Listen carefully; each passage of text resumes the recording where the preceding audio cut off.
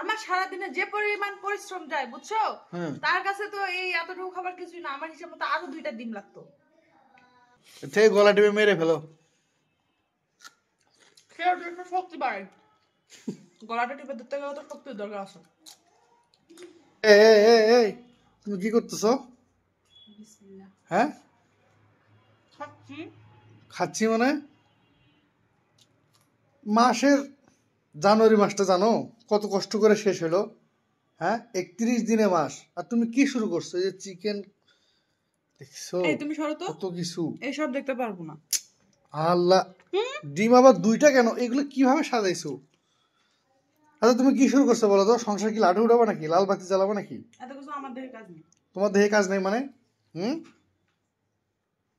কেমনটা লাগে? আমি সংসারের মতো খাটি, আর খাইতে বসলে যত কাহিনী না।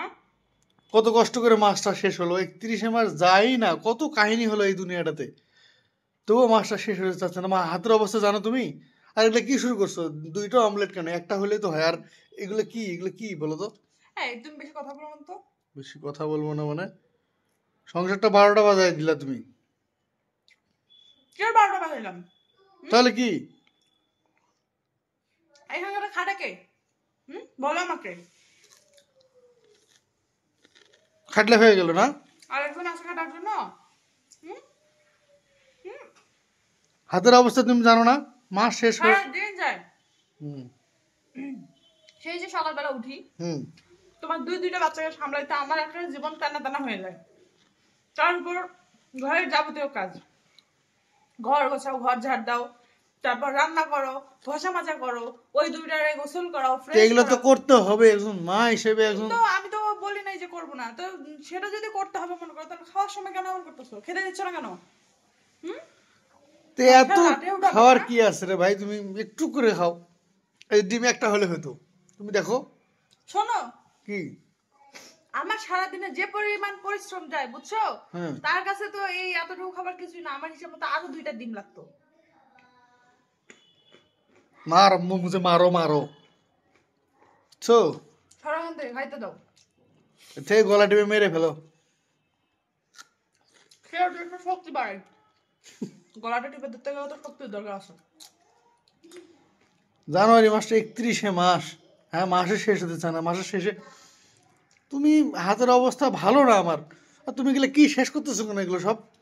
ফ্রিজের জিনিসপাতি, মাছ মাংস। ও তোমার হাতের অবস্থা ভালো আছে কিনা ওটা আমার দেহে কাজ নেই। সারাদিন আমি কিভাবে সামলাই, আমি কি করি সেটা তো দেখতে পাচ্ছ না। বললা কি তোমার তো এগুলো করাই লাগবে।